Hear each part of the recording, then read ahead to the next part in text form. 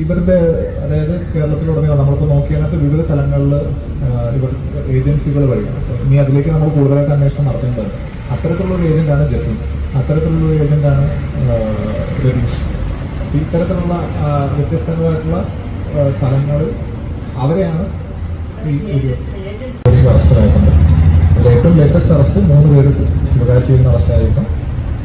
Tanur police station പരിധിയിലുള്ള ഇതിൻ്റെ പ്രധാനിയായിട്ടുള്ള Dani alias Manesh ഉൾപ്പെടെ 10 പേര് അറസ്റ്റായി.